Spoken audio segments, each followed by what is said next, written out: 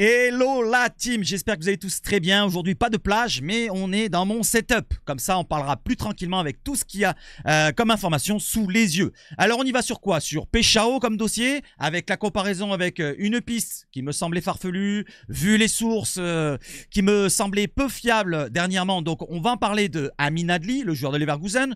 Intéressant, mais je vais vous donner mon avis tout à l'heure avec le data, la comparaison entre Péchao et Amin Adli. Timothy Weah le dossier, Ismaël Koné qui quitte l'OM, on va en parler les détails financiers du deal, et Aubameyang, voilà, qui devrait arriver dans les prochaines heures, les prochains jours. On a un peu plus de précision et d'autres dossiers comme Benasser, comme les jeunes, comme aujourd'hui le match de l'OM dans même pas 2 heures, oui 2 heures environ. Pour ceux qui veulent le vivre avec moi, on sera en live dans 1 heure environ et on passera un bon moment en avant-match pour un mercato. On fera un point mercato comme on le fait là, mais ensemble en live, et après on parlera du match, on verra un petit peu de quel bois on se chauffe face à Girona. Et oui, parce que c'est Girona qu'on affronte, une équipe de Ligue des Champions l'année dernière. Pourquoi pas pour voir un petit peu de quel bois on se chauffe face à une équipe de Liga de plus haut niveau de ce qu'on a affronté jusqu'à présent. On va vivre ça tout à l'heure dans 1 heure. Et tout d'abord, on va sur quoi? Sur le mercato. Et on y va après quoi? L'introduction. Alors pas d'intro, désolé, j'ai oublié. Donc pour commencer, la Ligue 1 qui ouvrira sa campagne d'abonnement le 11 août. Ligue 1 Plus, c'est la chaîne de la Ligue 1. Donc pour ceux qui veulent s'abonner, c'est à partir du 11 août. On enchaîne avec sans jamais rien lâcher. Ce n'est pas aujourd'hui à 20 h puisqu'il y a le match à 20 h. Ça sera demain, donc dimanche à 20 h pour la 3e partie du documentaire qui retrace la saison de l'année dernière. Donc ça, c'est à 20 h, mais demain dimanche. Et maintenant, on parle du mercato. Pierre-Emerick Aubameyang à Marseille, nous dit le Méché chenois. Je vais encore mal le citer parce que ça fait 3 à 4 fois que tu nous donnes des dates. Méché chenois, je vais bien te citer maintenant. Et ben, tu commences un petit peu à nous... Bon, c'est pas de ta faute, c'est Aubameyang. Alors, il y a des derniers détails peut-être qui sont pas encore ficelés, comme on nous l'avait dit dernièrement. Mais on va prendre ça quand même comme une information. Allez, ce sera pour le début de la semaine prochaine. Donc, pas aujourd'hui, pas demain. Peut-être lundi, mardi, mercredi, puisque c'est le début, et après jeudi, ça commencera à se rapprocher de la fin. Donc on verra, entre lundi et mercredi, je vais donner une fourchette. Tout est en place entre les deux parties. Aucune inquiétude à avoir, nous dit le Méché chenois, qui travaille du côté du Parisien, si je ne me trompe pas. Voilà, c'est un journaliste qui a quand même des sources, sûrement, je pense. J'enchaîne avec Aubameyang qui poste justement du côté d'Instagram cette petite story où il dit quoi? La patience est la clé. La patience de quoi? La patience des Marseillais. Donc, faut rester patient, ça va se faire. Donc, c'est la clé, la patience de ce dossier-là. Pierre-Emerick, j'espère que tu vas pas nous la faire à l'envers parce que là, franchement, on l'aurait mal. On l'aurait mal du côté des supporters olympiens. Allez, on va sur le dossier Péchao. Le dossier Péchao, Foot Mercato nous fait un point là-dessus. Péchao veut toujours rejoindre l'Olympique de Marseille, on le sait. On le sait puisqu'il y a des preuves avec Instagram pour tous les likes qu'il met sur les stories de l'OM. On le sait qu'il veut venir du côté de l'Olympique de Marseille. Avec qui il tient déjà un accord de 5 ans, on le sait très bien. Son agent l'a proposé à la Roma et Leeds a formulé une offre proche de celle de l'OM. Les discussions entre le club phocéen et Feyenoord se poursuivent pour tenter de trouver un accord. Alors, il y a un son de cloche du côté de la France avec Foot Mercato, d'autres médias qui en parlent comme quoi l'OM est toujours sur le dossier et qui n'abandonne pas totalement, même si RMC Sport ont dit que c'était un point mort. Et du côté anglais, du côté néerlandais, ça parle d'une 2e offre venant de Leeds. J'en ai parlé dans la vidéo d'hier. Alors, qui croire dans ce dossier-là? Et est-ce qu'on croit du côté anglais, néerlandais, français? Je sais pas, en tout cas moi j'ai pas de source. Je vais dire qu'on va attendre. Je pense que l'OM travaille toujours sur ce dossier là. C'est la priorité à ce poste là d'ailier gauche. Donc faut pas s'inquiéter sur ça. On va comparer après avec Amin Adli, vous inquiétez pas. Et on enchaîne derrière avec Mercato M qui nous précise dans le dossier Foot Mercato, dans l'article que je vous ai pas lu en entier, que l'agent du joueur a répété aux dirigeants de l'Olympique de Marseille qu'il veut que son joueur évolue à Marseille. Par contre, il maintient le contact avec Leeds et il a aussi proposé le joueur à la Roma. Donc pour vous dire que le jeu d'agent parfois pose des soucis. C'est parfois les agents qui posent des soucis dans tous les transferts et c'est peut-être lui le problème. Le hic sur ce transfert-là pour l'instant, c'est peut-être l'entourage et les agents du joueur directement. Le club bien sûr Feyenoord réclame une somme certaine, mais aussi l'agent des fois ça pose souci. Donc on continue avec le dossier Péchao, c'est pas terminado cacao comme il nous dit Massilia qui relaye encore Foot Mercato. Mehdi Benassia est sur tous les fronts. On le sait très bien, il doit avoir d'autres dossiers en sous-marin qui doivent être travaillés comme Amin Adli ou d'autres derrière, l'orienté et d'autres peut-être, Léon Trossard, on ne sait pas. Mais en tout cas, il donne toute de sa personne pour finaliser l'opération Peshao. Donc on est vraiment sur cette priorité-là, encore une fois. Et derrière, comme je vous l'ai dit tout à l'heure, en Angleterre, ça parle de quoi? Une dernière nouvelle d'Igor Peshao. La presse française, donc Foot Mercato ou d'autres, estime désormais que l'ailier souhaite un transfert à Leeds avant tout. Mais ce n'est pas vrai. Ce n'est pas vraiment la vérité. Donc vous voyez comme quoi, il faut prendre les informations et les sources ici et là vraiment avec de grosses pincettes de crabe. Comme je vous l'ai mis à chaque fois ici, il faut le prendre avec beaucoup de recul. Voilà, toutes les sources. Les seules sources où on peut avoir confiance, c'est quoi? C'est l'Olympique l'Olympique de Marseille, pardon, directement, avec les sources officielles. Quand il y a un communiqué, par exemple, celui d'Aubameyang, par exemple. Ni la Roma, ni Marseille ne sont actuellement disposés à égaler l'offre des Blancs. Feyenoord, Blanc c'est Leeds. Feyenoord souhaite la star des Rangers comme remplaçant de Peshao. Là, il parle de Igaman pour remplacer Peshao du côté de Feyenoord. Donc, il se dirige tout droit vers un départ du Brésilien. Mais où? À l'OM? À Leeds? Allez, donnez-moi votre pronostic pour le dossier Peshao. Est-ce que vous pensez vraiment qu'on va le faire ou pas? Parce que c'est, on ne sait pas où aller. On ne sait pas où aller. Là, lui, l'anglais, il a l'air de mentir un petit peu aussi. Vous voyez ce que je veux dire? Voilà, la deuxième offre qui est tombée hier, est-ce que c'est vrai? Est-ce que c'est réel? Ça m'a l'air un petit peu fake aussi. Voilà, je vous l'ai relayé. Si vous avez envie de voir l'information, regardez la vidéo d'hier sur la plage. Ça dure que 10 minutes. Et je donne mon avis sur le match de tout à l'heure. Allez, maintenant j'enchaîne. Donc, Peshao, bien sûr, il veut venir du côté de l'OM. Comme ils le disent Massila Zone, il est désespéré. Il va liker tous les posts et les stories de l'Olympique de Marseille. C'est le dernier post qui avait été posé hier par l'OM. J'enchaîne maintenant avec l'autre piste, c'est Amin Adli. Donc, selon Jeune Footeux, les informations révélées par Jeune Footeux, il aurait coché le nom d'Amin Adli, ailier gauche de 25 ans. Ce dernier évolue sous le maillot du Bayer Leverkusen. Arrivé à l'été 2021 en provenance du Toulouse Football Club, comme je vous l'ai dit, il a joué à Toulouse, il connaît la Ligue 1 même s'il n'a pas beaucoup joué, pour 7,5 millions d'euros. Donc 7,5 millions d'euros, il ferait peut-être une plus-value en le revendant, pourquoi pas le double, le triple, on verra après combien il pourrait le revendre. Il dispose d'un contrat jusqu'en juin 2027, ils se sont trompés, c'est juin 2028, mais c'est pas bien grave. Valorisé à 18 millions d'euros sur Transfermarkt, l'international marocain, 15 sélections, 1 but, a récemment confié qu'il se verrait bien révéler un nouveau relevé. Et côté terrain, le natif de Béziers reste sur une saison moyenne avec 2 buts, 2 passes D en 28 apparitions, toutes compétitions confondues, mais avec très peu de temps de jeu. Pourquoi? Parce qu'il a eu une grosse blessure. On va en parler tout à l'heure quand on fera un point sur sa condition physique. On y va tout de suite sur quoi? Sur sa fiche Transfermarkt pour voir le dossier au total. Donc, Bayer Leverkusen, le club, 2028 le contrat, Amin Adli, marocain, 25 ans, le même âge que Peshao. Donc, on peut se dire que la plus-value sera la même dans la durée, c'est-à-dire si on a le même âge et on fait le même durée de contrat ici là, ça sera la même chose. Par contre, ça coûtera beaucoup moins cher, je pense, qu'Amin Adli par rapport à sa blessure justement. Et le dossier, comme on le voit là, il est coté à 18 millions d'euros, alors que Peshao c'est 35 millions d'euros. Et ils en réclament dans ces alentours-là, du côté de Feyenoord. Et les gauches, voilà, c'est son poste préférentiel. Marocain, 15 sélections, 1 but. Donc ça, c'est le bas qui blesse. Un des points... Un point noir du dossier, c'est qu'il va jouer la CAN. Et le Maroc, on le sait très bien, ils vont pourquoi pas arriver en demi-finale, peut-être même gagner la CAN. Donc il pourrait manquer entre 3, 5, 6 matchs grand maximum, si je ne me trompe pas, en nombre de matchs. Je parle de matchs avec l'OM, hein, pas avec le Maroc, parce qu'avec le Maroc, il jouera là-bas. Avec l'OM, il pourrait manquer jusqu'à 4, 5, 6 matchs. Je ne sais pas si c'est 6 ou 5, le maximum. En tout cas, il y aura 2 matchs de Ligue des Champions probablement, et 2-3 matchs de Ligue 1, plus un match de Coupe de France. Il ne faut pas l'oublier aussi, la Coupe de France. Je continue sur le dossier. Donc, ailier gauche, comme vous voyez dans les postes principales, ailier droit, il peut pourquoi pas dépanner, et deuxième attaquant. Il est vachement polyvalent. Ça, c'est intéressant. Peut-être même plus que Peshao. Ça, c'est un point intéressant qu'il faut mettre en avant. Gaucher, 10 millions d'euros valeur Transfermarkt. Voilà un petit peu le dossier. Je descends un petit peu. Donc, comme vous le voyez, il avait été recruté pour 7,5 millions d'euros en 2021.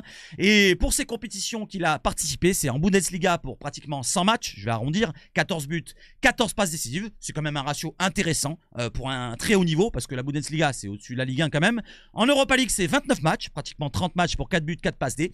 Donc, c'est pas non plus énorme, mais 1700 minutes, c'est pas non plus énorme qu'en temps de jeu en Europa League. En Champions League, c'est 9 matchs, 0 stats. Donc, peut-être que le niveau est trop élevé pour lui. Je ne sais pas en tout cas. N'hésitez pas à me dire ce que vous en pensez pour ceux qui ont vraiment suivi la carrière en Allemagne d'Amin Adli. Moi, je m'en souviens vraiment vaguement à Toulouse parce qu'il a très peu joué, comme on le voit là. 4 matchs en Ligue 1 à peine. Donc, c'est un joueur qui est intéressant. Il me fait penser à un autre profil qu'on va parler juste après. Un profil marocain aussi. N'hésitez pas à proposer. On va en parler dans 2 minutes. Allez, proposez-moi tous les joueurs marocains qui ont joué en Ligue 1, qui sont toujours en Ligue 1, qui vont peut-être partir et qui ont un peu le même profil. Allez, je continue. Donc, Amin Adli, pour voir les pépins que je vous ai cités, c'est ces pépins de blessures, surtout l'année dernière. Donc, je ne parle pas du passé, mais l'année dernière, il y a eu une grosse blessure. Il est revenu sur le terrain. c'est pas non plus faramineux son retour, il a marqué un but et une passe décisive, mais il est au moins revenu. Il a eu beaucoup de temps de jeu, donc on peut se dire qu'il s'est remis en forme, peut-être qu'il sera en 100%, je l'espère. Donc tous les postes qu'il peut occuper, vous le voyez, très polyvalent, c'était l'année dernière, 3 à gauche, 2 à droite, 12 en soutien de l'attaquant, 6 en pointe et 4 en milieu offensif. Donc il a joué 28 matchs, 2 buts, 2 passes D comme on l'a vu tout à l'heure, 1100 minutes à peine. Alors, comme je vous l'ai dit, voilà, donc fracture du péroné, grosse blessure, il a manqué de octobre à février, il est revenu sur le terrain à partir du 15 février, il a joué 5 minutes pour commencer, ensuite 70 minutes, 32 minutes, 90 minutes. Vous voyez, il a eu quand même du temps de jeu, il a marqué, comme je vous l'ai dit, pas un but, mais 2 buts et une passe D sur une dizaine de matchs. Donc il est revenu, il doit avoir un rythme conséquent. Je pense qu'avec une bonne prépa cet été, je pense qu'il n'y aura pas de pépin, je l'espère pour lui, de rechute. Parce qu'on ne sait jamais, hein, les rechutes selon le physique du joueur, s'il y a les os de verre, et si là, je ne vais pas dire qu'il a les os de verre, mais ce que je veux dire, on s'en souvient de Cissé, qui avait une blessure qui pouvait y ressembler, fracture du péroné. Je ne sais plus s'il y avait autre chose, mais il a vu la jambe gauche, la jambe droite, il me semble. Donc attention à ces joueurs fragiles. Donc il a 25 ans, il a encore de l'avenir maintenant devant lui. Donc on va voir maintenant avec quoi? Avec son salaire. Et oui, son salaire aussi, c'est le bas qui blesse. Un autre point noir, il a un salaire quand même assez conséquent. 3,4 millions d'euros par an, ce qui correspond au salaire de Rongier qui est parti. Donc c'est-à-dire 330 000 euros par mois. Il est au-dessus de Péchao. Après, si ça vient à l'OM, Péchao va vouloir un gros salaire, bien sûr. Il va vouloir augmenter son salaire qu'il avait au Feyenoord. Pareil pour Adli. S'il vient du côté de l'OM, il va vouloir peut-être augmenter. Donc ça, c'est un bas qui blesse. Amin Adli, en transfert, c'est moins cher que Péchao. Mais en salaire, ça va peut-être être... Peut-être le même, vu qu'il va avoir du temps de jeu et être titulaire dans un autre club. Et peut-être qu'il le serait à l'OM.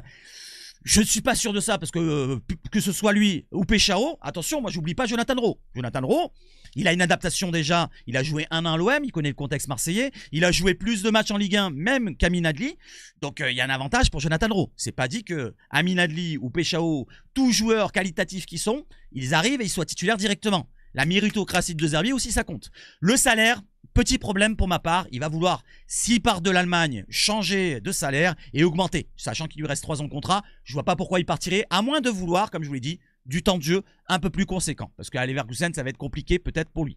Je continue maintenant avec la comparaison sportivement parlant entre Péchao et Amin Adli. Alors j'ai pris les datas d'Amin Adli de l'année d'avant, quand il était en grande forme. Il avait fait une grosse saison, c'est sa meilleure saison avec Leverkusen et même dans sa carrière.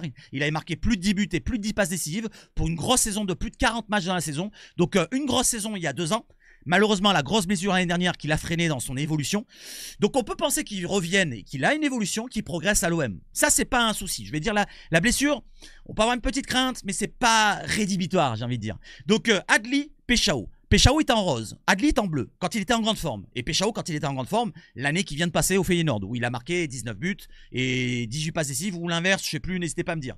En tout cas, on le voit dans les centres, dans les passes clés, dans les passes D, dans les expected goals de passes D, on est à l'avantage du côté d'Adli. Donc ce qui veut dire potentiellement plus altruiste, plus dans la passe, plus dans le centre. Il va moins provoquer comme on le voit dans le dribble en rose en bas pour Péchao.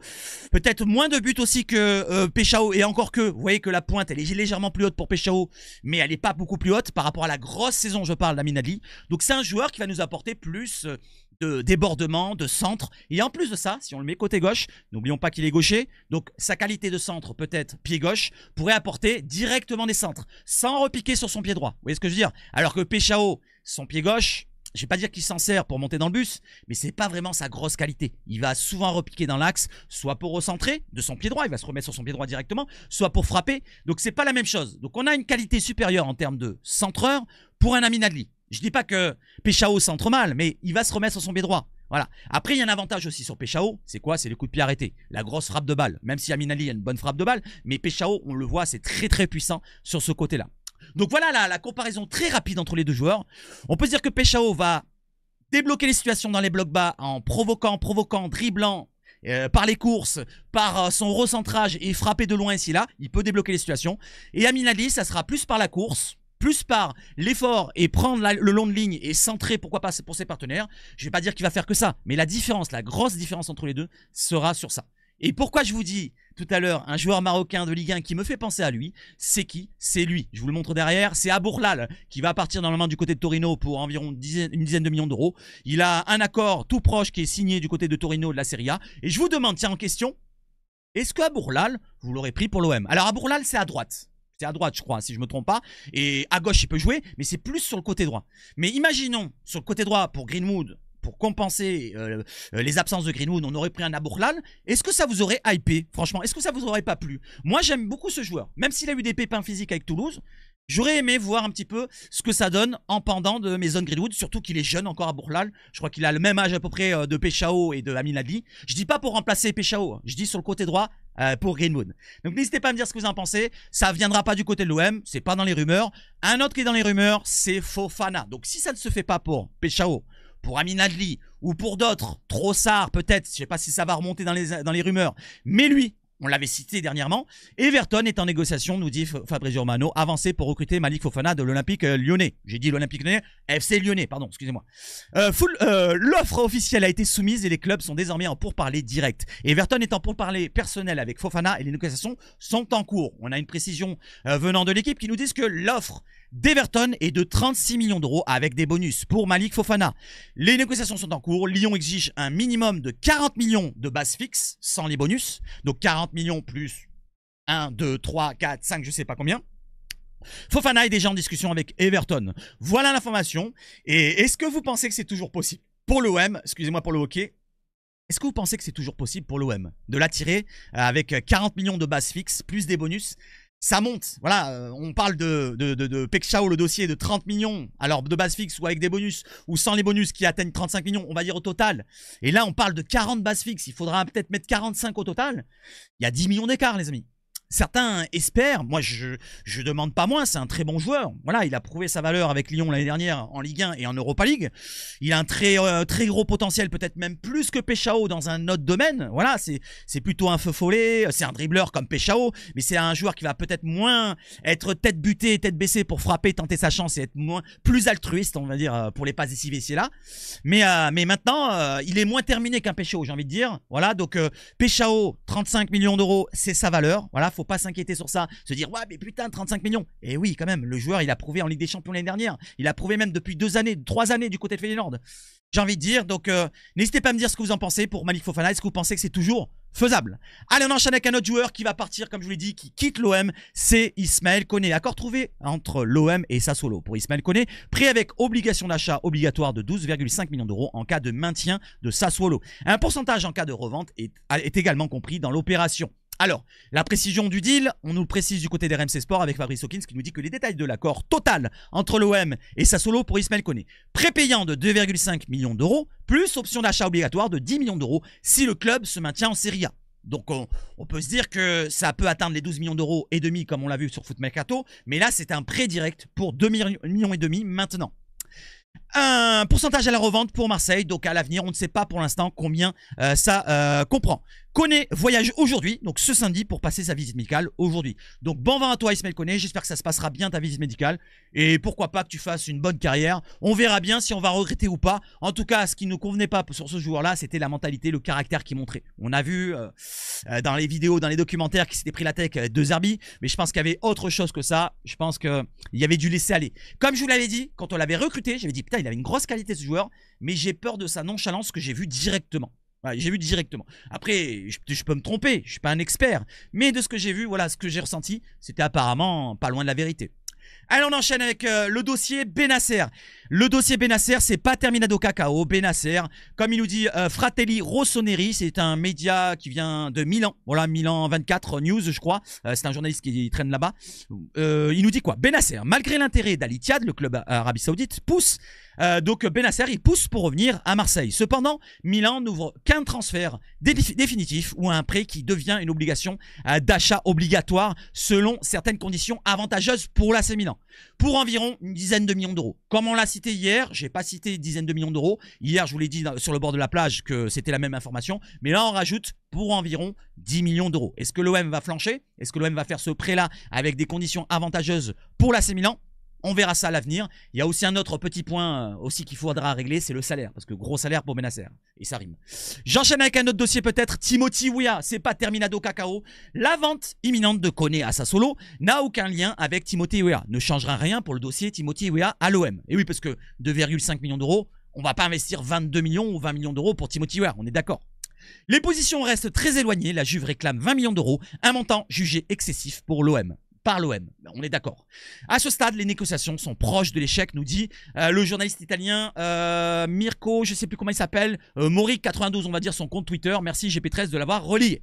Donc voilà l'information pour Timothy Weah. On se rapproche d'un échec. Il y a le dossier Mantuan qu'on a parlé hier dans la vidéo. Je vais pas le relayer là, on va en parler en live tout à l'heure. N'hésitez pas à venir à 18h55, 19h. Sur la chaîne. Voilà, vous avez pourquoi pas le lien que je mets juste en dessous dans la description. Vous cliquez dessus, vous allez mettre un petit like, un petit commentaire, votre pronostic pour le match. Et on passe un bon moment pendant 1 heure de mercato avant le match. Et pourquoi pas un peu après et pendant le match. On va en parler du mercato, même pendant le match, vous inquiétez pas. On continue. Donc, le dossier Weah, très compliqué, proche de l'échec. On continue. Sollicité par des clubs suisses et Ligue 2 ces dernières semaines pour un prêt, Robinho Vaz est focalisé sur sa seconde saison à l'Olympique de Marseille. On le voit, il réfléchit et il montre... c'est qui là de dos? C'est Gaël Lafont? J'arrive pas à reconnaître. Je sais pas. Peut-être Heuberg, les cheveux un peu bouclés, j'arrive pas à reconnaître. Et il y a Medina à côté. Voilà, de Robinho Vaz qui a joué avec Medina tout à l'heure pas au ping-pong là, au football ping-pong, là, foot-pong là, je sais pas comment on appelle ça. Et il a perdu. Voilà, Medina est trop fort pour lui.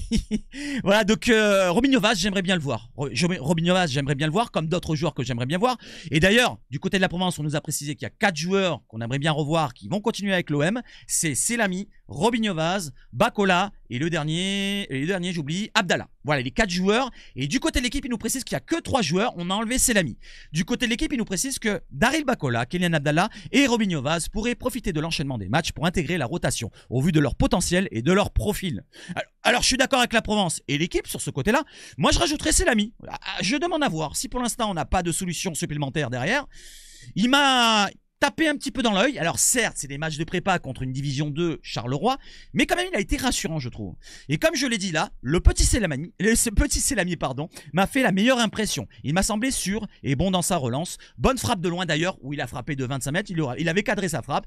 Malheureusement, pas assez dans la lucarne ou pas assez puissante, mais il m'a fait une bonne impression. Maintenant, comme je l'ai dit, l'adversité, ça laissait désirer. On verra bien à l'avenir s'il aura du temps de jeu. Pour Vaz, j'ai bien aimé son envie et l'engagement qu'il a montré, surtout face à Charleroi. La première, c'était un peu plus brouillon. Il n'a pas réussi tous ses choix contre Excelsior, mais c'est plutôt intéressant. Dans l'effort, ça laisse pas à désirer. Voilà, ça plaît à De Zerbi. Et en plus de ça, il était devant le banc de touche sur Charleroi sur le deuxième match. Pour Bakola, je l'ai trouvé très propre, avec très peu de déchets, même s'il n'a pas trop pris le risque. Alors, on va pas lui en vouloir. C'est pas un négatif pour lui. Voilà, il commence, il a du temps de jeu avec l'effectif pro, avec l'équipe. Pourquoi pas une s'il aura du temps de jeu bientôt.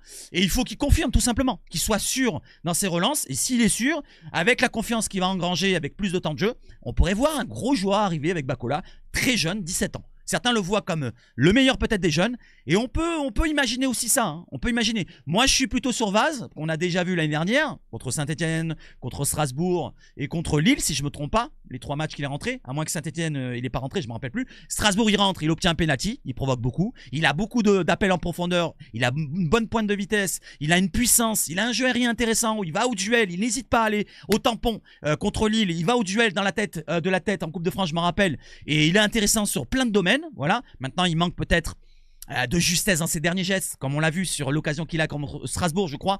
On aurait pu gagner le match, il est au second poteau avec une galette que lui donne Merlin et il va la mettre plat du pied au-dessus de la barre.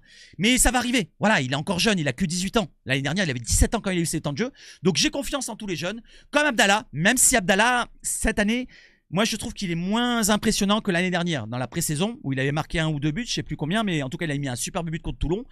J'aurais aimé le voir comme l'année dernière, réussir tous ses gestes, et là on le voit un peu, je vais pas dire brouillon, mais trop faire les mêmes gestes. Voilà, repiquer avec son pied gauche, tenter avec son pied gauche, qui a une bonne patte gauche. Oui, il a eu 2 occasions qu'il a manqué. La troisième, De Zerbi va pas lui faire de cadeau. Je pense, c'est mon avis. Voilà, donc pour Abdallah, bonne chance à toi. Pour Robinho Vaz, bonne chance à toi. Pour Bakola, bonne chance à toi. Et pour le petit jeune Selami, bonne chance à vous 4. Ils ont 18 ans, là, tous pratiquement, sauf Bakola qui a 17. Donc c'est des très très jeunes. Voilà, faut leur laisser le temps. Faut pas être impatient avec eux. Et voilà, comme ça, on aura peut-être un minot qui va émerger cette année. Parce qu'on réclame ça, nous. On réclame qu'un petit jeune sorte du centre de formation et qui montre sa valeur. Mais c'est pas en se pressant, le critiquant, que ça va marcher comme ça. Faut lui laisser du temps. Faut pas lui tomber dessus directement.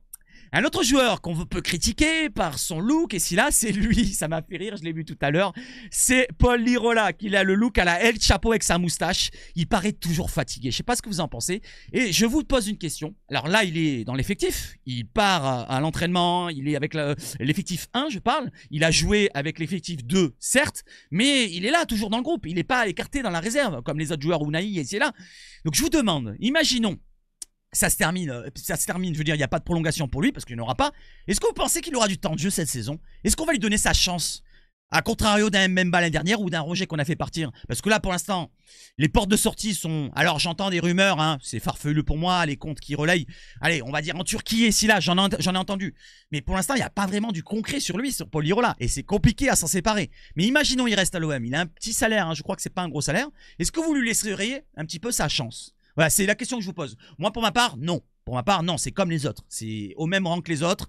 Mbemba, on l'a écarté. Rongier, on voulait l'écarter. Tous les autres, on les a écartés. Tu vas en réserve, tout simplement. Tout Lirola qu'il est, tout sympa qu'il est, tout préparateur de cocktail qu'il est. Non, aucune chance. N'hésitez pas à répondre quand même dans les commentaires. Et j'enchaîne avec quoi? On va faire le point sur Péchao de dernière minute parce que c'est la fin de la vidéo. Et après, on va directement se préparer pour le live qu'on passera ensemble, je l'espère.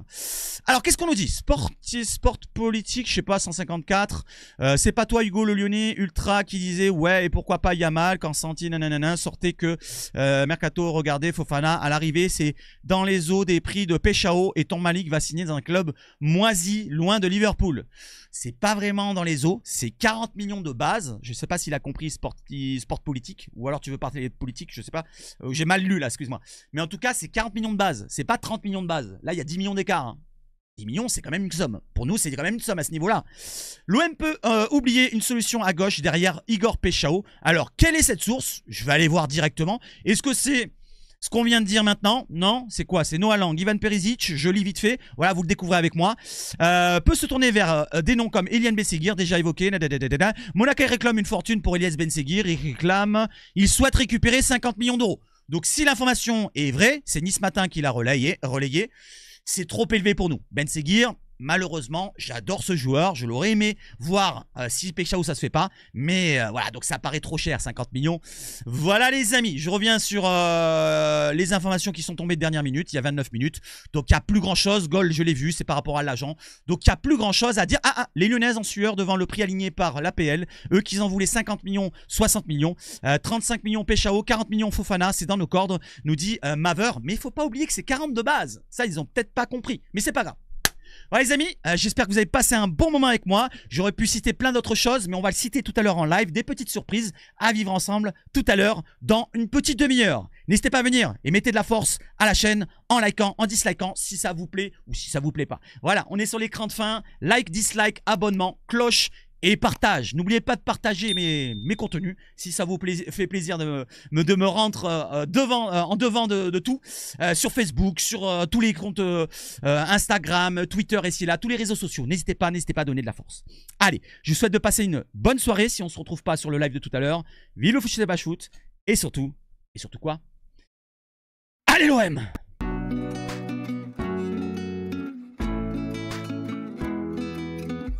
Ciao, ciao, ciao, à tout à l'heure.